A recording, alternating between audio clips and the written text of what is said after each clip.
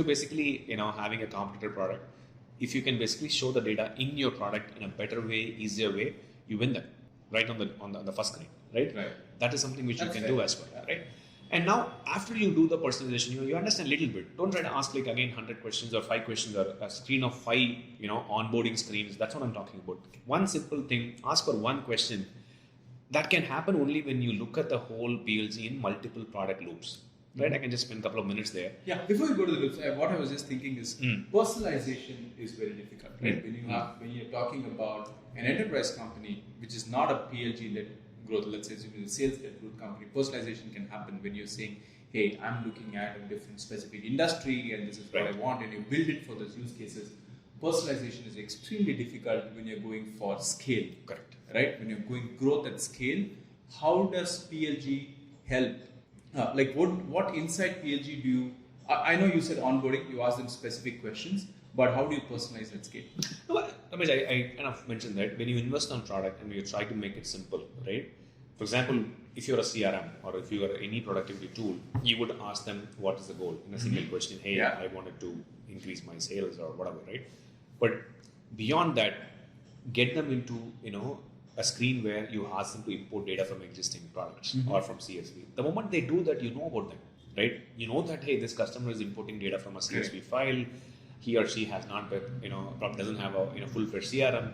Now you understand, analyze the CRM, the Excel sheet. Got it. And then see, now with the GenAI use, it is not important to only show GenAI features on the screens. Absolutely. Use AI to analyze the data which is being given to you while import and then customize the screen. That's what I'm saying. When you say personalization, it is not about form. I think we should get the whole mindset away from, hey, if I have to do a personalization, I should have a form with 15 questions. That is not the way. The world is moving away, where use GenAI to understand the data which is being imported and then personalize your screen. That's interesting. Right? That is how you basically... I'll give an example, even there's no need for a GenAI to be used. I was just trying to, sign up for Stripe and other, the subscription products. Sure. Let's talk about Stripe. Before launching, right? Yeah. See, I like how Stripe approached it because I signed up for almost half a dozen of subscription products, right? One thing which stood out in Stripe is their onboarding experience. Pretty simple, right? I signed up, the first thing they asked, was to basically have me introduce the developer. They asked me whether are you a developer or are you going to take help from somebody else? I said, I am going to take help from somebody else. The first and foremost thing they did is that to make it super easy in a single click to get a developer into the system, right? And it was so customized, right? Just one that's single a great click. personalization. And more importantly, Ramesh, the crux of the matter is this. I signed up for all of the products. Most of the products haven't activated my account. But Stripe had already activated my account because in case of Stripe on every other product, you need to give the website, you need to give, the policy, links to the policies, right? The terms of service, correct, the data security, all of that. And as we were preparing, right, we would need about a week time, right? But during that time, Stripe was smart enough to activate my account so that I can onboard my developer, right? But in case of other products, right, they have not activated my account, which means that I have not got the developer onboarded. So which means that they understood the fact that for a Stripe to be successful, they would need a developer to be onboarded for which the account really need not receive payments. So you don't have to keep that as a barrier to entry. That is one. Second thing, when you look at the onboarding for a developer, it was so customized for the developer where the first screen had given them steps, easy steps. The personalization part, right? For a different person, a different onboarding, where it's super easy. The developer could just come here, copy or just reuse the code given there, was able to get the whole integration done in less than an hour. That is interesting. Right? That's the most important thing, right? When you do an onboarding of that sort, you actually are removing the competition out of the way here. Even though I am very familiar with some of the subscription products, now with my entire product integrated with Stripe, it's very hard for me to move from here, right? Now, I think once we submitted all the required documents and links, the Stripe was activated, my trial was there on placed right before I expected it to be there. That is like really a great example of an onboarding. Correct. Where you are smart enough to understand when to basically block an account, when to activate them, but they optimize for adoption of the product. Now, even though I signed up for all the product at the same time, right? Yeah. The onboarding of Stripe was done much, much faster with ease, right?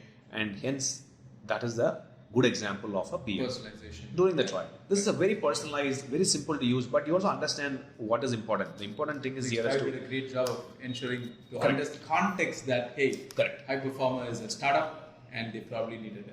and then get the people in, get them all onboarded, and then get them closer to getting to think that, hey, this product is working for me. See value much earlier. And that's the reason you should look at it as a loop. For example, in this case, the loop was to basically get the developer going with the product.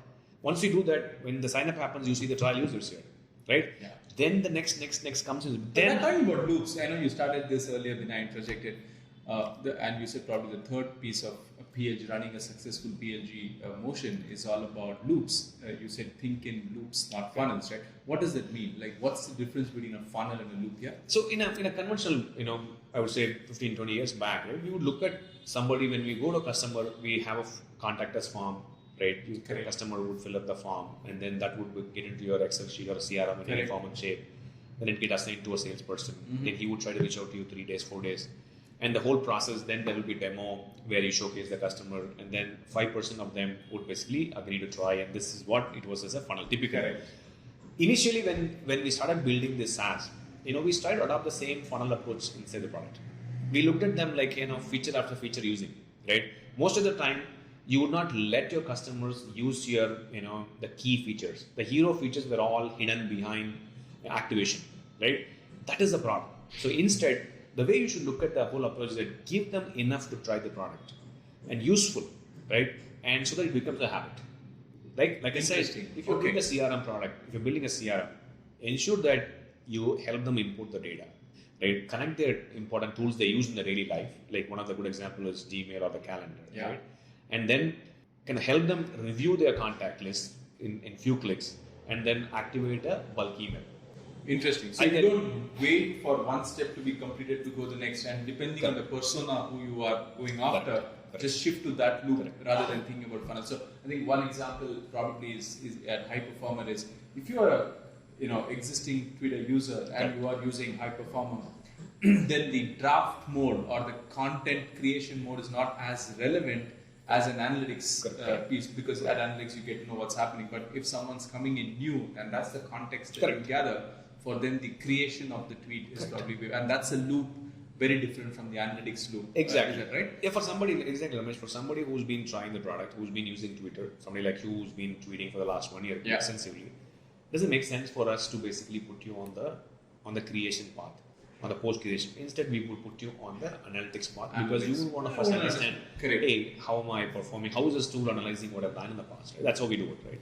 So that's the way you approach it. For example, even let's kind of the example of High Performer, where let's say if you sign up for High Performer and this person, user is a pretty early user or trying to, the biggest challenge if you talk to out of 8 of the 10 customers we speak, they all struggle with creation of the content and being consistent. Right? That has been our understanding. Absolutely. So we put them in here, you sign up, we understand what has been your past, we understand that you've been trying to create content. Now what we do is that we help create content first, which means that if you go to a draft, you'll see a bunch of drafts created which is personalized for what you've done in the past on the topics of interest for you, right? Based on the the past post. Now we are closer to helping you do the first post. The moment you do the first one, when we help you do a few more, we try to understand, we try to nudge you to do at least 10 tweets within a day or within 2 days. Right. Only after that we get you to the analytics. Now that's the second loop. Now I think somebody who's been actively tweeting would want to kind of go back to the analytics or see the analytics and understand what is working, what is not. Yeah. That's the activation of the next loop. So you get to the loop, one loop leads to the next one. And that is when, and this loop has to also have alignment with how you run your sales, pre-sales. We'll talk about that, but in general, the intent of a product-led growth is to help your prospects, your trial users, try the product at ease. How do you basically kind of remove all the barriers, make it a very personal experience, and optimize for seeing value at the earliest? That's the way I would look at it. That's interesting. I'm going to quickly summarize it. I have a question in mind. Sure. The first is summarizing this entire philosophy of PLG. You spoke about a few things, but I'm just going to summarize them. First one is when you're going behind a customer, remove any kind of entry barriers that send them directly into the product, right? And you make it relevant for that particular user. So that's a single player mode that you spoke about. Yeah. And then once they are in, you kind of personalize the experience, purely asking them maybe a small quiz of sorts, not like a multiple question answer, but just one or two questions to get the context so that you can get to them. And the third one being thinking in loops or flywheels or whatever the industry calls, rather than thinking as a funnel. Like from a stepwise, instead of going stepwise, you could go into multiple rooms inside a funnel, right? So, but the question that I have been thinking while you answer this, how do you kind of get to understand, how can a user understand all of this in a trial period, right? Because I think trial period is very important, because that's where you kind of allow the single player mode to flourish, right? You kind of make them addictive. But how much time does it generally take? Because I have seen trial periods that are, there's just 1 day. I have seen trial periods that are 7 days. I have personally been involved in shortening trial periods from 30 days to 20 days and stuff like that. What's the right amount of trial period? I mean, there's no right or wrong period of time. It's a trial and error. Each product will have to figure out its period. It depends upon the person who you're targeting, right? So there are products which have been very successful with a very, very short period of time. Somebody like a site which would help you download an image, right? They just give you a couple of options to couple of shots to download few images, and then they just turn it off. See, end of the day, there's no set rule for a number of days of trial. There's no good answer for that as well. The only way is that you should try, be open for a change, right? Your intent should be to basically really help the customer to try the product. So depending upon your product, how the same product in the same, let's say you take an example of a CRM. There are multiple products built in the CRM. Depends upon how complex you build the product, you will have to decide the trial period, right? The shorter the better. Obviously, you get to shorter the better, obviously, right?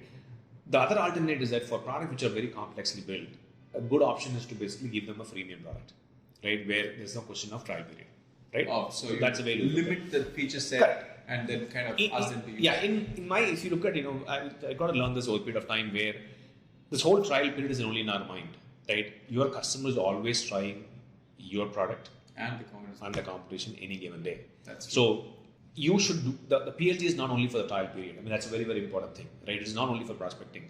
It is also to retain your customer, also see if there is an expansion with your product. So PLG is a mindset, and that's how you should rally your team, right? For it to be really successful, you could basically, it is not only for optimizing sales conversion during trial, right?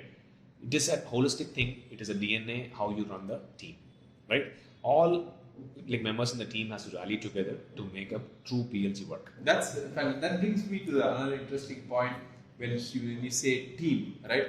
So, PLG was probably, when you think of it, you kind of think that it's only the product's responsibility. Correct. But over the period of time, we've learned that it's a company philosophy. And when you say company philosophy, it's every member inside the company who probably thinks PLG all the time. Correct. So although it's product-led growth, but that growth is being led by multiple people inside the company, right? So, Sri, how do you run your daily or weekly team meetings when you have multiple members of the company inside? So there are people from the product, obviously. There are people from the sales teams, your engineering teams, Correct. your marketing teams, your pre-sales, right? How do you help them contribute to this growth driven by product? Right? Yeah. So how do you run these meetings? What are the metrics that each of them kind of bring to the table? I can talk a little bit about marketing, but would love to hear from you on how you run these meetings. So it's very important, Ramesh. This whole, it is not just about, there's a lot of this whole, I would say, understanding that, hey, PLG is only for trial. It's only for helping, improve your trial conversion. Right. So in general, I think PLG is, like you said, a mindset and a DNA of your team, right? Which is going to help you, starting with helping your prospect to try the product. But it also is going to help you retain them as a customer. Because they have to constantly, I think your objective as a product is to create a habit. And that habit has to be constantly running through it. The moment they stop that habit, they're going to go off the product. Okay. And any given day, right, if you're basically, having a customer, he or she is going to try different product because they're getting hundreds of emails every day, right?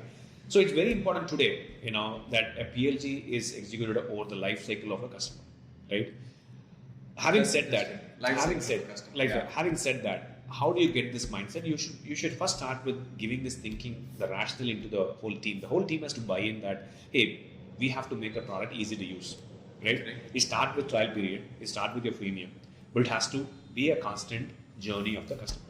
So how do you do it? I think, of course, you start with the design, right? It starts with the design of the product, right? They have to basically think about having to onboard the customer inside the product on their own. So the days are gone where you could have a village to onboard your product, right? Not everybody has the luxury of a Salesforce or a ServiceNow where you could have a village to get them on board. But they're not PLG either. I'm just saying.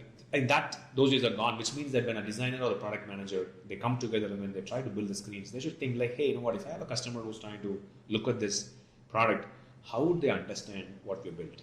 Right? How would they realize the value? Right? What are the steps? What are the 3 steps? If you have an onboarding stream which is like more than 3 steps, it is not onboarding. Right? So how do you get the value to the customer in 3 steps? Right? After that, that's the designer's job. As a designer, the product person's job, because the product manager can also give a complex. And how do you get this data to say whether it's going in the right direction or not? You have to instrument your product in such a way that you can use products like Heap or Mixpanel or even Postdoc, where we understand what the customer is doing after they come in. Right? Okay. It's very, very important because it has to be a day job of a product manager. In fact, the design should also look at the data. It cannot be the days are gone where you'll have a data analyst who will come and give you a nudge of the data. It cannot be that way. It has to be product manager's day job. Are there any metrics you track this? So I would track cohorts that you track. Yeah, generally I would define the metrics for the product loop. Okay. Right? Every product loop should have a metric. For example, if you're looking at a high performer and if your product loop is posting a tweet, I would look at number of tweets posted per day, right, or scheduled per day. That's a simple metric. Keep it very, very simple. Metric which directly relates to the usage of the product, right? The moment you do that, you'll be very clear. If you have 100 signups, you will get to know that 20 people try the product. Now, what does it take to make it to 22? If 100 people sign up in the next month, how do we make it from 20 to 22? Right? That's a way. The whole team does that, or is it just the designer? The whole team should. Right. Now, the moment you have the design and the product alignment, everybody has to be in the same team, right? It has to have a salesperson. It has to have a pre-sales person. It has to probably have a marketing person, right? If required, if you have a separate team for the success and support, you should have them as well, where they all understand the current usage of a product of your customer. For example, let's say if you are using a product, if I'm talking to from pre-sales, I should understand that, hey, Ramesh has been tweeting the products and apparently he's not looked at the analytics, right? Now, if you ask for help through one of the channels, my intent is should have the context, and I should not talk to you about, hey, this is how we do a great job in sending tweets. That's not going to work. I should help you looking at analytics. How analytics can take you drive your engagement, right? I also understand that your goal is to drive more engagement. You want to. Whose responsibility of that is in the room? Because you have a designer, you have the product person, you have the engineer. Whose responsibility is it to shift from one loop to the other? No, the responsibility is very collective, Ramesh, but what is more important is to have a tech stack which is basically behind this whole setup where every stakeholder understand where the customer is with respect to the product adoption. Got it. Hey, is Ramesh, let's assume Ramesh is trying high performer, is Ramesh still in the loop 1 or is in the loop 2? Okay. Right? If you're still in the loop 1, anybody who gets the chance to talk to them, even your onboarding emails from the marketing team, should worry about having them first use they should all talk about tweeting. For example, I should be able to send you an email of tweets which we generated rather than talking about something else, so that you could, kind of be able to review it in the email and say post, schedule it from here, it goes into the product and gets scheduled. So that's how you should optimize the whole funnel. This, which means that everybody should have a transparent understanding about the adoption of the customer. So if you are, let's say, a pre-sales person, if there is a marketing person, all of them should get access to the information about the product. It will be very simply done, right? And even the marketing email cannot be a newsletter with a laundry list of features you launched in the last 6 months. Fair enough. It has to talk about what you've been doing. Ramesh is still not even gotten to the loop 1.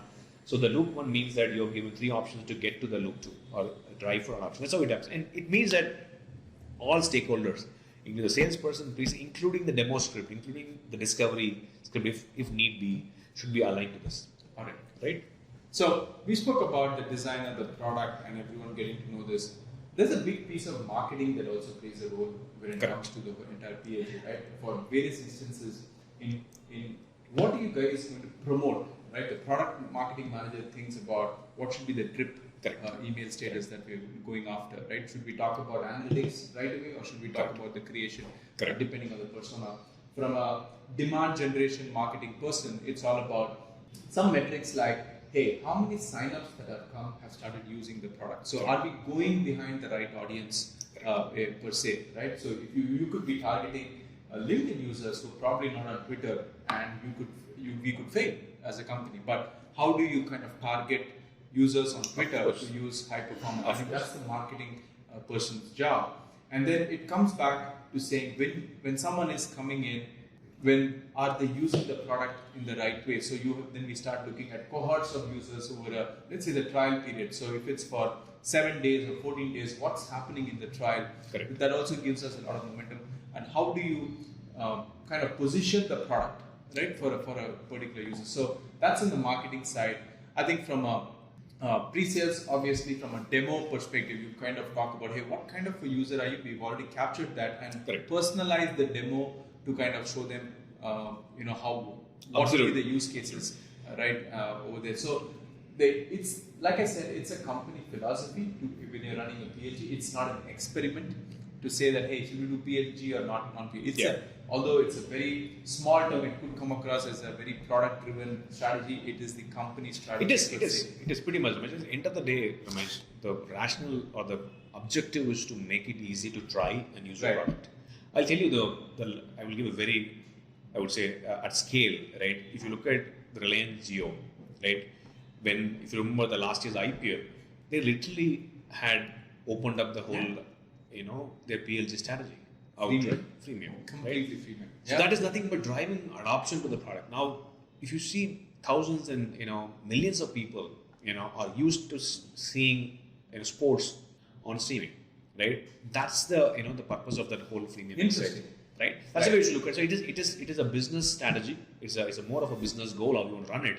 Primarily, if you're looking to scale a GTM strategy, which is inbound, I think product-led growth is a way to go. Right. We've spoken a lot about PLG, how the teams come together, but I'm going to put Srivatsan on the spot literally to ask him, Sri, you've built products, you've built features, you work with designers.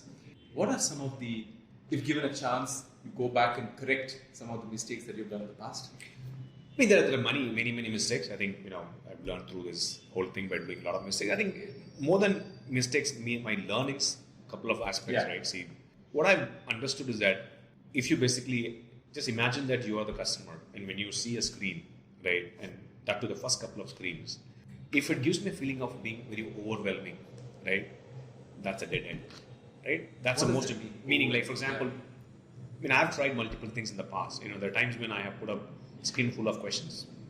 I've thought through like a smart person, asking like all tricky questions to understand the customer, but all these things never work. Doing the onboarding process, in between the onboarding process. For example, somebody is trying to cancel my account. I have tried putting a form there, right? All of that.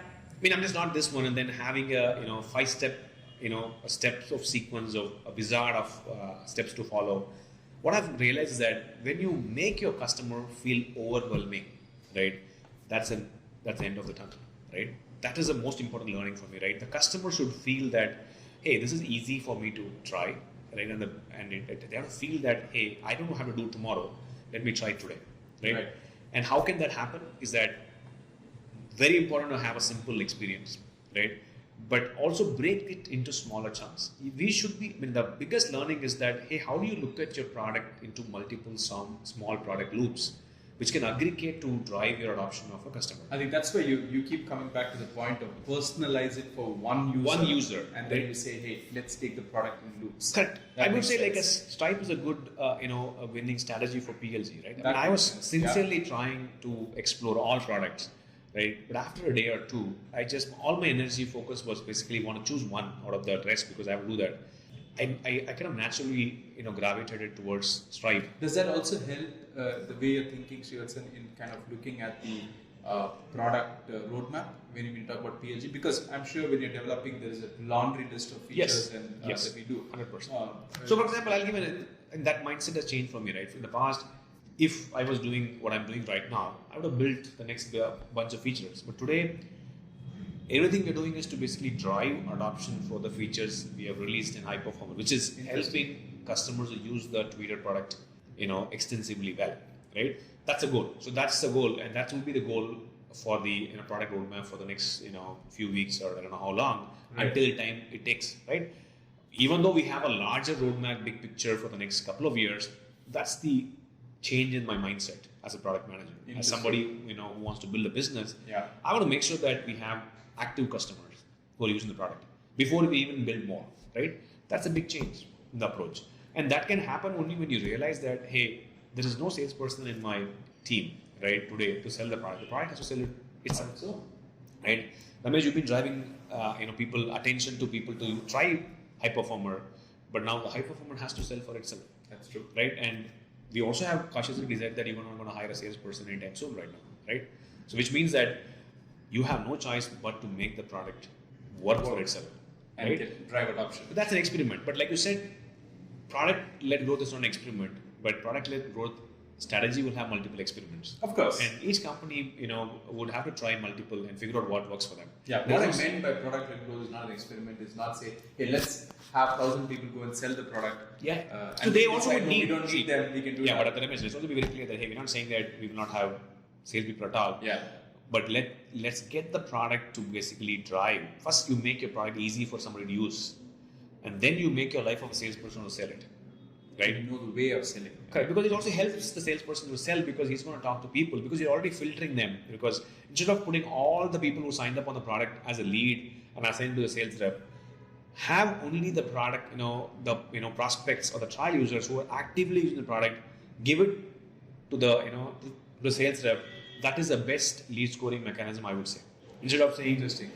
A, B, C, D, and all of that Yeah. kind of a thing, instead put your product strategy into the place. Build a simple stack where people who are trying the product have to be on the top of the mind of your sales team. Right. Then I think you'll naturally increase your sales Yeah, conversion. so we spoke about mistakes and learnings from a PLG motion from someone like Stevenson who's built quite a few features in his past method and continuing to do so. Sri, the next question is also on the challenges in bringing the entire team together, right? What are 2 or 3 challenges that you have faced while bringing the entire team together to kind of take them in the path to PLG, right? This is the philosophy, this is what we want to do because we hire people from across, not Yes. everyone Yes. comes with a PLG mindset. So what are few challenges? No, I think in a startup it is pretty easy because it's only very few people we have to get aligned. But in a larger setup, from what I've seen, first and foremost thing is this, right? We should get away from the thinking that product-led growth is only trial period. That it just took very long time for people to even get through that, right? That is one very, very important thing. People think that, hey, my sales conversion is low. Let me do something on product-led growth. PLG activities. Let's bump up the team size. Do something. Doesn't work that way. Mm-hmm. Second thing is that product-led How do you growth. deal with that challenge? Yeah, first let me list the things. Sure. We'll come back and go through it. And the second one is that the moment you have, product-led initiative happening on the product side, the product manager, the designer thinks that it's about making the product look beautiful, right? It is not about that. It is about understanding how soon your customer will see value in your product. Interesting. Right? Okay. That's a big mindset change, and I'm not sure how far I was able to change it in the mindset, but that's been my learning as well. This is a very, very important thing. It is not about revamping your screens again and again. That's going to lead a better result. It is going to be very important for us to all realize as a team, entire people, including the product manager, designer, whoever is trying to run the product-led growth, understand that do we clearly know what is your first product loop, which will help your prospects or trial customers realize the value, Right. and they would come back daily and try the product. That's the most important thing. These are the 2 things.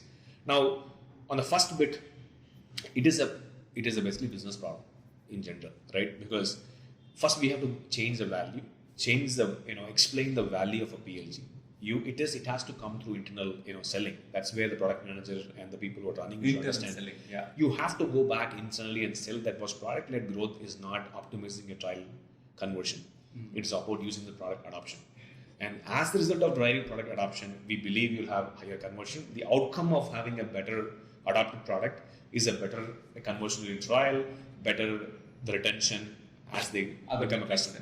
That is a big change because people would not agree because by saying that in a larger organization, you might also kind of conflict with people's objectives. Like for example, CSM might say, hey, retaining a customer is all in all.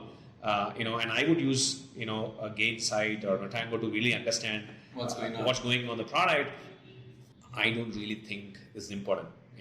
Those are the mindset things we ought to make it happen, and it's the DNA thing. It comes from the business objective as well, right? That is the first fundamental thing. Everybody should believe that product-led growth is going to get us a better adoption of the product. Outcomes are different, right?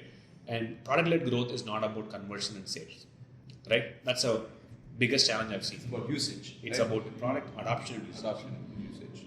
The intent of the product-led growth is not to increase your revenue from $1 million to 10 million in a short period of time. Your intent is to basically drive adoption.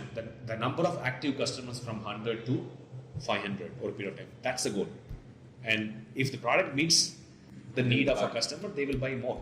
Right? That's the way it works. Right? That's a big change. Because that's an easy. It's not an easy thing. When you're a startup, it's easy to build that culture and mindset. For a larger team, sometimes some of these teams are very siloed. For them to even look at each other's data is going to take a few quarters, but that's the way it works. That is one. Second thing is that within the product teams, having beautiful screen doesn't mean you're doing product growth.